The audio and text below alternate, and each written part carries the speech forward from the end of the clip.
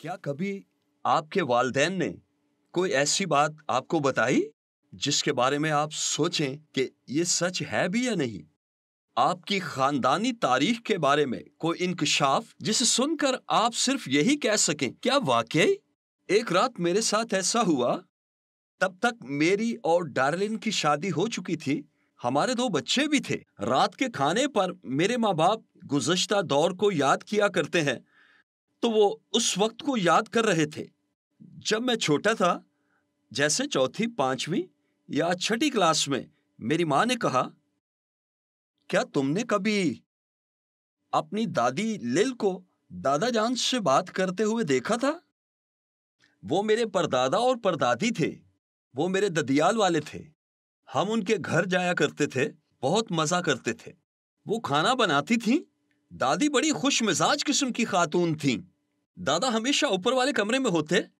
وہ بیس بال دیکھنا پسند کرتے تھے، نیو یارک ینکی اور ڈوجر۔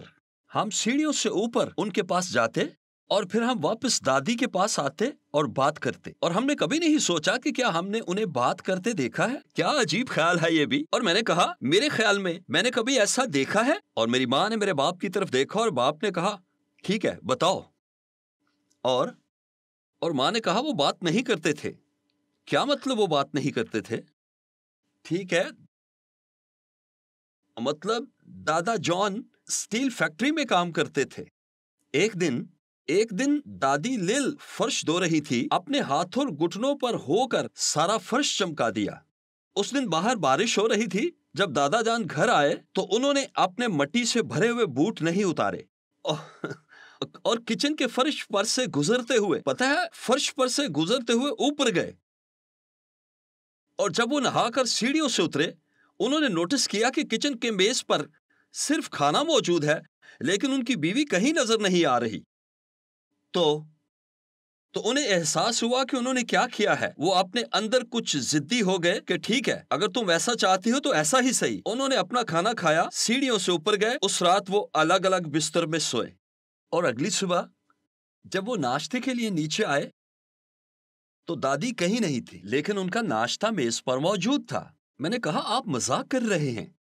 اچھا، وہ کتنا عرصہ ناراض رہے؟ اور میرے باپ نے کہا، بیٹا تمہارے خیال میں وہ کتنے دن ناراض رہے ہوں گے؟ میں نے کہا، مجھے نہیں معلوم۔ انہوں نے کہا، سوچو اس کرسمس کے دنوں میں کیا ہوا جب ہم ان کے گھر گئے۔ انہوں نے کرسمس ٹری سجایا تھا اور ہمیں تحفے تحائف بھی ملے تھے، ٹھیک ہے، لیکن دادا جان کہاں تھے؟ وہ تو سیڑھیوں سے اوپر جا کر اوپر والے کمرے میں بیٹھ گئے تھے۔ درست۔ ہاں، اور شکر گزاری والے دن کیا ہوا؟ وہ ہمارے ساتھ میز پر بیٹھے ٹرکی کھا رہے تھے۔ نہیں، وہ وہاں نہیں تھے۔ میرے والد نے کہا، تم نے ٹھیک کہا۔ اچھا، اب اندازہ کرو اس واقعے کے بعد کتنا عرصہ تک انہوں نے ایک دوسرے سے بات نہیں کی۔ مجھے نہیں معلوم تھا کہ کیا اندازہ کروں، لہٰذا میں نے کہا 3 مہینے، جو اس وقت میرے لیے یہ ناقابل یقین عرصہ تھا۔ اور میرے باپ نے کہا، نہیں، 3 مہینے نہیں، نہ ہی 12 مہینے اور نہ ہی 100 مہینے۔ انہوں نے 25 سال تک ایک دوسرے سے بات نہیں کی، حتیٰ کہ دادا جان کا انتقال ہو گیا۔ مجھے یہ لگا جیسے کسی نے میرے پیٹ میں زوردار مکہ رسید کر دیا ہو، یہ سوچ کر کہ خوشگوار ہنستے بستے شادی شدہ جوڑے میں اچانک ایک واقعہ ہوتا ہے جو ایک فرد یعنی بیوی کو اتنا دکھی کر دیتا ہے کہ اس نے اپنے خاوند کو معاف نہ کیا اور فیصلہ کیا کہ میں اس کے معافی مانگنے کا انتظار کروں گی، اور چونکہ اس نے معافی نہیں مانگی بلکہ ضد پر اڑ گیا اور کہا، میں معافی نہیں مانگوں گا۔ اس طرح کیچڑ سے لت پت جوتوں کی وجہ سے ان کی شادی شدہ زندگی تباہ ہو گئی۔ ہم کسی بھی طرح رویوں سے ملنے والے زخموں کو، جو ارادی طور پر یا غیر ارادی طور پر ہمیں ملتے ہیں، جو ہمارے دل کو زخمی کرتے ہیں، لیکن ہم جانتے ہیں کہ وہ ہیں جو ہم دیکھ نہیں سکتے۔ اگر ہم دھیان نہ دیں تو یہ ہماری زندگی میں باقی سب چیزوں کو متاثر کرنے لگتے ہیں۔ اس تعلق کو سمجھیں، کیونکہ بہت سے لوگ سوچتے ہیں کہ اگر وہ معاف نہ کرنے اور تلخی کو اپنے اندر دل میں دبا دیں تو وہ کسی چیز کو متاثر نہیں کریں گے۔ واقعی مجھے یاد ہے ایک دن میں اور ڈارلن کسی دوسرے ملک میں ناشتہ کر رہے تھے. ہمارے ساتھ کچھ امریکی تھے. میری بیوی نے اپنے ساتھ بیٹھی ایک خاتون کو پھلوں کا ٹرے دینے کی کوشش کی. وہ خاتون کہنے لگی نہیں میں پھل کو چھو بھی نہیں سکتی. میری بیوی نے کہا کیا مطلب کہ آپ پھل کو چھو بھی نہیں سکتی؟ مجھے پھلوں سے الرجی ہے. میں تو مالٹے کو چھیل بھی نہیں سکتی, میرے ہاتھوں پر الرجی ہو جاتی ہے. نہیں میں ایسا نہیں کر سکتی, اور سیب کا بائٹ بھی نہیں لے سکتی, اور نہ ہی کوئی پھل چکھ سکتی ہوں, اور نہ ہی بچوں کو دے سکتی ہوں. میری بیوی بڑی سمجھدار ہے. اس نے کہا واقعی, لیکن یہ کچھ ٹھیک نہیں لگتا. مجھے ایسا نہیں لگتا کیونکہ خدا آپ کے لیے ایسا نہیں چاہے گا. اس خاتون نے کہا کیا مطلب آپ کا؟ یہ تو صرف میری الرجی ہے. لہٰذا جب ناشتہ ختم ہوا تو میری بیوی اور یہ نوجوان خاتون چہل قدمی کے لیے نکلی, اور اس رات انہوں نے گفتگو کی. اور میری بیوی نے اس سے پوچھا کیا کبھی ایسا ہوا؟ کیا ماضی میں کبھی کسی نے آپ کو بری طرح دلی رنج پہنچایا ہے؟ اور اس نے کہا ہاں, میرے پاسٹر نے. میرا خاوند سٹاف کے طور پر چرچ میں کام کرتا تھا, اور سینئر پاسٹر نے بار بار میرے خاوند کو تکلیف پہنچائی. میں اس سے نفرت کرتی ہوں. آپ اس سے نفرت کرتی ہیں؟ ہاں, آپ کے اندر نا معاف کرنے والی روح ہے. ہاں, بلکہ اس سے بھی زیادہ. اور بالآخر میری بیوی نے اس کی مدد کی کہ وہ معافی کے بارے میں سمجھ سکے, اور پھر اس نے تمام زخموں کے لیے اس سینئر پاسٹر کو معاف کر دیا جو اس نے سال ہا سال دیے. تمام تلخی, نفرت, غصہ اور انتقام کی خواہش جاتی رہی. اگلی صبح پھر ناشتہ تھا, اور ہم ناشتے پر اکٹھے تھے, اور ڈارلن نے پھلوں کا ٹرے لیا اور اس خاتون کو دیا اور کہا جی ہاں, آپ کچھ پھل لیں گی؟ اوہ, میں پھل نہیں لے سکتی. اور ڈارلن نے کہا ہاں, شاید آپ کھا سکو یا نہ کھا سکو. میرا ایمان ہے کہ آپ کھا سکو گی, آپ کیوں نہیں؟ لہٰذا اس نے ایک مالٹا لیا اور اسے چھیلا اور بے قابو ہو کر ہنسنا شروع کر دیا. اس کی تمام الرجیز ختم ہو گئی جو اس کے دل کے اندر پوشیدہ تھی, تلخی اور معاف نہ کرنے کے ساتھ جڑی ہوئی تھی. کسی نہ کسی طرح اس کی تمام الرجیز کا تعلق اس سے تھا. اس کی تمام الرجیز یہیں سے آ رہی تھی. میں ہرگز یہ نہیں کہہ رہا کہ ہمیشہ ایسا ہوتا ہے, لیکن اس واقعے میں یقینی طور پر ایسا ہی تھا. اور میں چاہوں گا اس سیریز میں بیان کروں کہ کس طرح دوسرے لوگوں کو معاف کیا جائے اور کس طرح خود کو معاف کیا جائے.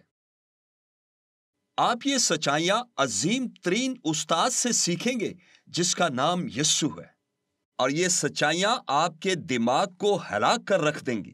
چیزیں اس طرح آپ کے سامنے آئیں گی اور ان کا آپس میں رابطہ اس طرح سے نظر آئے گا جو لوگوں کو معاف کر دینے سے پہلے آپ نے پہلے نہیں دیکھا ہوگا. او میرے خدایا, نتیجے میں بڑی شاندار چیزیں ہوں گی.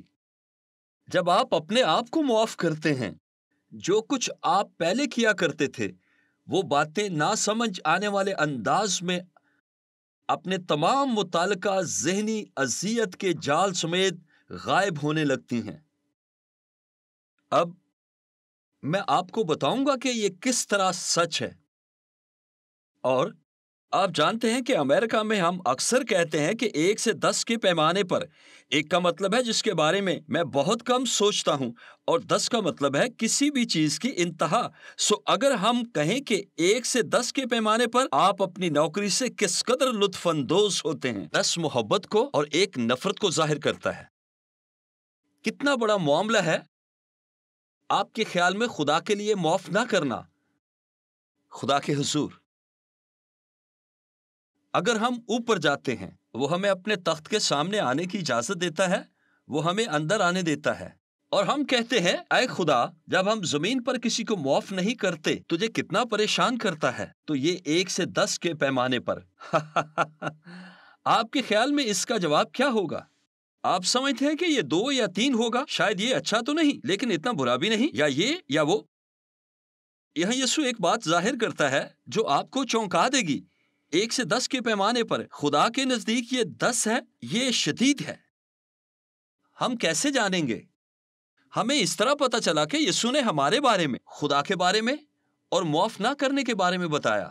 اور یہ اسرائیل کے شمالی علاقے سے یروشلم کی طرف جاتے ہوئے راستے میں ہوا جب یسوع اپنے شاگردوں کے ساتھ آ رہا تھا. تو وہ بحث کر رہے تھے کہ ہم میں سے بڑا کون ہے۔ آپ کو پتا ہے اکثر لوگ اس طرح سے بات کرتے ہیں، اور کچھ لوگ اس گفتگو میں رنجیدہ ہوئے، اور پترس یسوع کے پاس آیا اور معافی کے بارے میں بات کر رہا تھا، اور اس نے متی 18 باب میں یسوع سے کہا، اس نے کہا، خداوند اگر میرا بھائی میرا گناہ کرے تو مجھے اسے کتنی بار معاف کرنا ہوگا؟ کیا 7 مرتبہ؟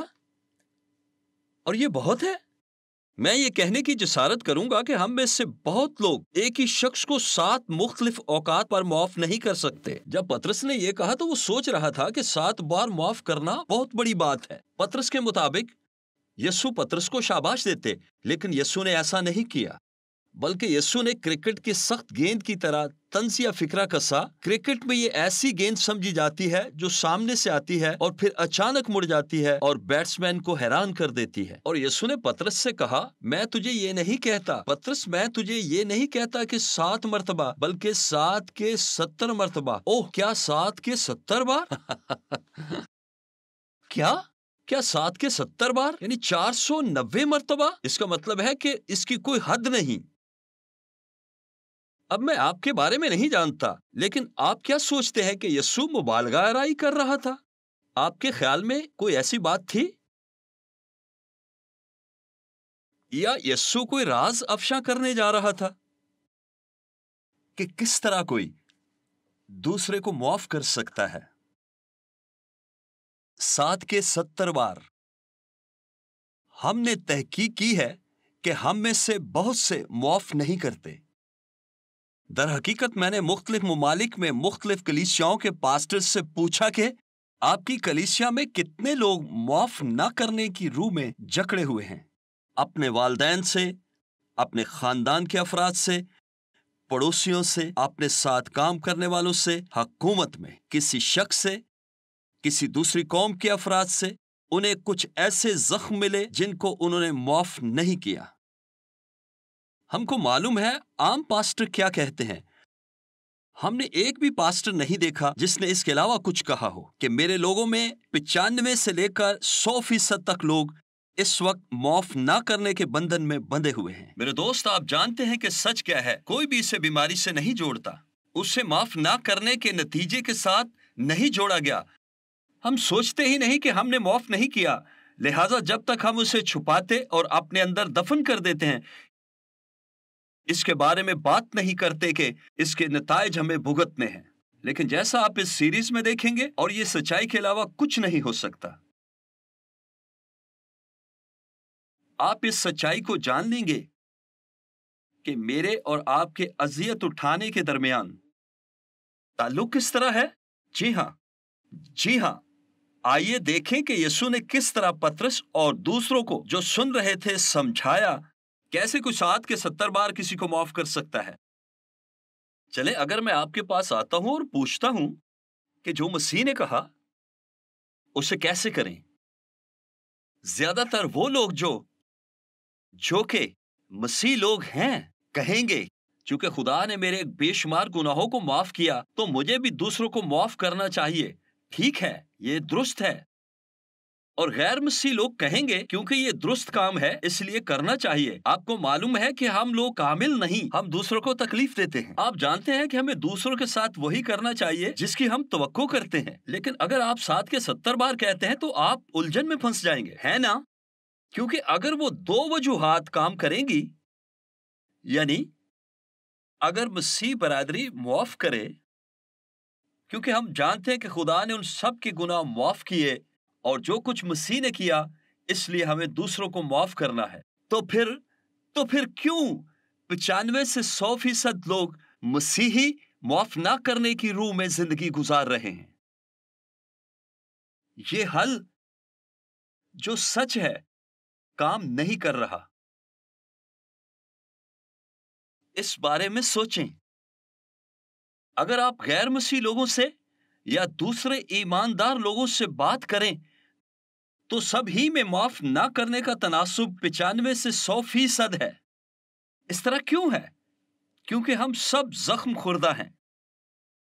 پرتشدد والدین، شرابی والدین، منشیات استعمال کرنے والے دوستوں کے ہاتھوں دکھی ہوتے، یا ان لوگوں کی طرف سے جو بے وفائی کی وجہ سے، جن سے ہم محبت کرتے ہیں، ہماری شریک حیات جو شاید ہمارے بہترین دوست یا ہمارے کاروباری پارٹنر کے ساتھ افیئر پیدا کر رہے ہیں، ہم نے زندگی کی کمائی لگا دی اور وہ دھوکہ دے جاتے ہیں، کسی قانونی چکر میں پھنسا کر وہ ہماری تمام دولت چرا لیتے ہیں اور ہماری کمپنی دیوالیہ ہو جاتی ہے اور ہم بلوں کے ساتھ رہ جاتے ہیں۔ واو! آج بھی ہر روز پوری دنیا میں زخمیوں کی تعداد روز بروز لاکھوں اور اربوں میں بڑھ رہی ہے۔ اس بارے میں سوچیں کہ آج زمین پر 7 ارب لوگ ہیں۔ جنگوں، نسلی امتیاز، امیری اور غریبی کے فرق کے ذریعے حکومتی اور غیر حکومتی لوگوں اور کاروباری اور جو اجرت وہ دیتے ہیں، غربت اور تشدد کے وسیلے، اور ساری زمین پر لوگ روزانہ اتنے زخم کھا رہے ہیں، ان میں سے سب زخم ارادتاً نہیں دیے جاتے۔ او میرے خدایا، شاید جہاں آپ رہ رہے ہیں اس وجہ سے ہیں یا کسی ایسے واقعے کا حصہ بن گئے، اور کچھ زخم آپ کو براہ راست زخم اور تکلیف دینے کے لیے ہوتے ہیں۔ تو پھر یہ کیسے کام کرے گا؟ چلیں سوچتے ہیں۔ تو پھر یہ کیسے کام کرے گا؟ آپ کسی نزدیکی پارک میں پکنک پر گئے، آپ میرے ساتھ یہاں چل رہے ہیں، آپ میرے ساتھ چل رہے ہیں اور ہم جا رہے ہیں۔ آپ ایک فزیشین ہیں اور ہم اکٹھے جا رہے اور گفتگو میں مصروف ہیں، اچھا وقت گزر رہا ہے، ہماری فیملی بھی یہی ہے، اور مجھے راستے میں پڑا ہوا پتھر نظر نہیں آتا اور میں ٹھوکر کھا کر گر جاتا ہوں اور میرے بازو پر گہرا زخم آتا ہے اور اس میں سے خون ہی خون ساری جگہ پھیل جاتا ہے۔ آپ ایک ڈاکٹر کے طور پر سوچ رہے ہیں، اوہ میں ان زخموں سے بچ نہیں سکتا، لیکن پکنک خراب ہو گئی ہے اور آپ ایک مہربان انسان ہیں اور مجھے آپ کہتے ہیں میں آپ کے زخموں کا علاج کرتا ہوں۔ آپ اپنی کار سے بھاگ کر ایک چھوٹا بیگ لے کر آتے ہیں اور پھر میرے زخم صاف کرتے ہیں، اس پر دوا لگاتے ہیں اور ٹانکے لگاتے ہیں، اور آپ کہتے ہیں آپ کو معلوم ہے یہ ٹھیک ہو جائے گا۔ آپ جانتے ہیں کہ یہ واقعی ٹھیک ہو جائے گا۔ کیوں؟ خدا نے ہمارے جسموں کو ایسا بنایا ہے کہ یہ خود کو بحال کر لیتے ہیں، اور کوئی بھی ڈاکٹر آپ کو بتائے گا کہ میں کسی بھی زخم کو شفا نہیں دے سکتا، میرے پاس ایسا کرنے کی قدرت نہیں، اور میں اسے صرف پورے طور پر صاف کر سکتا ہوں تاکہ جسم اسے خود بخود ٹھیک کر سکے۔ کسی ڈاکٹر کے پاس قدرت نہیں کہ شفا دے۔ فرض کر لیتے ہیں کہ صورتحال مختلف ہوتی ہے اور ہم ساتھ ساتھ چل رہے ہیں، اور اس سے پہلے کہ میں اس پتھر تک پہنچتا، آپ کے ہسپتال سے فون پر ایمرجنسی کی کال آتی ہے۔ آپ کی بیوی کہتی ہے، اوہ آپ کو پھر جانا ہوگا، اور آپ کہتے ہیں، اوہ میں معذرت چاہتا ہوں، مجھے جانا ہوگا۔ ظاہر ہے یہ آپ کی غلطی نہیں۔ آپ کار کی طرف جاتے ہیں اور جیسے ہی آپ کی گاڑی جاتی ہے میں گر جاتا ہوں اور مجھے زخم لگ جاتا ہے۔ اس دفعہ میری بیوی میرے پاس آتی ہے، اگرچہ وہ ڈاکٹر نہیں ہے لیکن بہت محبت اور فکر کرنے والی خاتون ہے، جو کچھ کر سکتی ہے کرتی ہے۔ کہتی ہے آپ کو ٹانکے لگوانے چاہیے، لیکن میں نہیں چاہتا، یہ کسی کو نظر نہیں آئے گا، کسی طرح سے ڈھک دو، کوئی پٹی یا بینڈیج لگا دو جو ہمارے پاس کار میں پڑی ہوگی۔ لیکن میرے زخم کے اندر کچھ مٹی گہرے طور پر چلی گئی تھی۔ اگلے کچھ دنوں میں کیا واقعہ ہوگا؟ اگلے کچھ دنوں میں یہ ہوگا کہ اس میں انفیکشن ہو جائے گا۔ جب اس میں انفیکشن ہو جائے گا تو یہ نرم پڑتا جائے گا۔ اگر میں اپنے کام پر جاتا ہوں اور سامنے سے کوئی آ کر کہتا ہے، اے تمہیں دیکھ کر خوشی ہوئی، اور مجھے بازو پر مارتا ہے، تو کیا ہوگا؟ میرا رد عمل نارمل سے بڑھ کر ہوگا، اور وہ سوچیں گے، اوہ میں نے ایسا کیا کر دیا؟ اور جواب ہوگا کہ آپ نے کچھ نہیں کیا، لیکن یہاں ایک زخم ہے، کیونکہ جہاں زخم ہو وہاں ہمیشہ ہم شدید رد عمل کا اظہار کرتے ہیں۔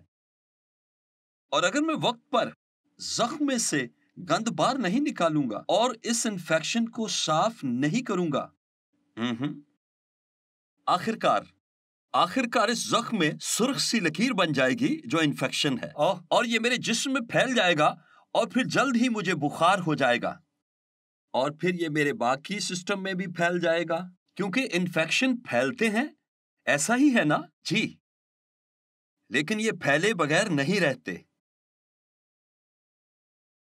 تاہم میں آپ کے پاس آتا ہوں جو میرے ڈاکٹر ہیں، اور آپ اسے صاف کرتے ہیں، اور وہی چیز جو تقریباً 2 ہفتے سے انفیکشن کا شکار ہے، میں اس کی وجہ سے اتنا بیمار ہوں کہ بستر پر پڑا ہوں، تو اندازہ کریں کہ اس زخم کا کیا ہوگا، اور جب یہ ٹھیک ہو جائے گا تو کیا ہوگا؟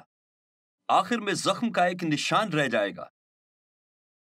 آپ کو پتا ہے زخم تو ختم ہو جاتا ہے، پر نشان رہ جاتا ہے کہ یہاں کبھی گہرا زخم تھا۔ لہٰذا میں آپ کو کچھ مہینوں کے بعد ملتا ہوں اور آپ کہتے ہیں جی جناب آپ کیسے ہیں، اور میں کوئی رد عمل ظاہر نہیں کرتا کیونکہ مجھے کوئی تکلیف نہیں ہوئی، یہ مکمل طور پر ٹھیک ہو گیا ہے۔ آئیے ایک لمحہ کے لیے اس کا اطلاق آپ کے دل پر کرتے ہیں، کیونکہ لوگ جو زخم ارادی یا غیر ارادی طور پر ہمیں دیتے ہیں وہ جسمانی نہیں ہوتے۔ شاید کسی نے آپ کے ساتھ زیادتی کی ہو، لیکن یہ جسمانی تکلیف سے گہرا زخم دیتی ہے۔ کیا ایسا ہی نہیں ہے؟ یہ ہمارے دل میں اتر جاتی ہے، ہم اپنے ذہن میں زخمی نہیں ہوتے، نہ ہی ہماری قوت فیصلہ مجروح ہوئی، ہم اپنے دل میں زخمی ہوئے۔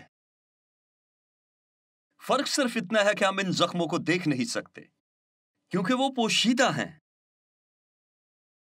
کیا آپ جانتے ہیں کہ دل کے اندر گند کیا ہوتا ہے؟ آپ کے دل کے اندر جو ایک زخم ہے اسے معاف نہ کرنا کہتے ہیں، بالکل جیسے لل اور جان کا معاملہ تھا۔ جب لل نے اپنے خاوند کو ایسا کرتے دیکھا، اپنے خاوند کو ایسا کرتے دیکھا تو ایک زخم پیدا ہوا۔ وہ کہہ سکتی تھی کوئی بات نہیں، ہو سکتا آج اس کا دن برا گزرا ہو، یا اس نے اس بات کو نوٹ ہی نہ کیا ہو، میں اسے معاف کرتی ہوں، اور وہ اسے معاف کر دیتی۔ اندازہ کریں کہ شام کے کھانے پر کیا ہوتا، جان اور لل اکٹھے بیٹھ کر کھاتے۔ کیا آپ نے دیکھا وہ چھوٹا سا زخم لل کے دل میں انفیکشن پکڑ گیا، کیونکہ اس نے فیصلہ کیا کہ میں اسے معاف نہیں کروں گی جب تک وہ مجھ سے معافی نہیں مانگے گا، اور پھر اس نے اسے رد کر دیا، اور جتنا ضدی وہ تھا وہ بھی اسی طرح تھی۔ اس نے بھی ضد میں کہا میں معافی نہیں مانگوں گا، خدا کا خوف کرو، یہ صرف ایک برسات کا دن تھا، میں گندے بوٹ اتارنے بھول گیا تھا، تو یہ کون سا بڑا مسئلہ ہے؟ اور اس نے اس کے رد کرنے پر ایک زخم حاصل کیا۔ اس نے کہا میں بھی تمہیں معاف نہیں کروں گا۔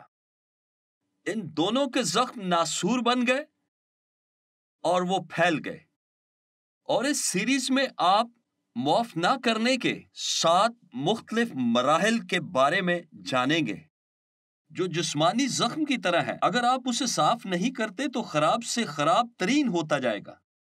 یہ صرف اشخاص کی زندگی ہی میں نہیں بلکہ خاندانوں میں پھیل جاتا ہے،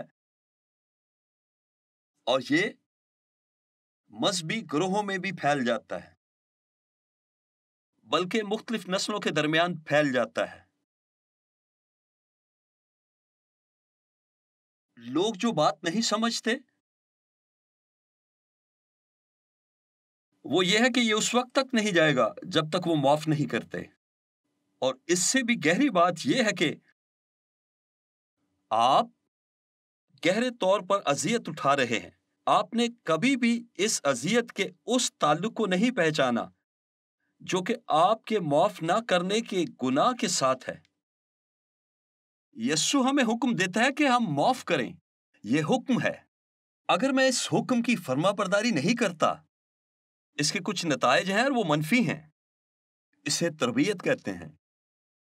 اور اس سیریز میں میں کلام کے بہت سے حوالوں کے ذریعے آپ کی آنکھیں کھولوں گا، اور بہت سی جگہوں پر میرے ساتھ جا کر آپ دیکھیں گے اور آپ معلوم کریں گے یسوع نے کیوں کہا اگر آپ اپنے بھائی کو معاف نہیں کرتے، ان الفاظ کو غور سے سنیں، تو میرا باپ بھی تمہارے گناہ معاف نہیں کرے گا۔ آپ کا مطلب ہے اگر میں دوسروں کے گناہ معاف نہیں کرتا تو میرے گناہ بھی معاف نہیں ہوں گے؟ جی ہاں، اگلے پروگرام میں ملاقات ہوگی اور ہم یسوع کے ساتھ کے 70 بار معاف کرنے کے جواب کے بارے میں بات کریں گے، جو آپ کی توقع سے بہت ہٹ کر ہے۔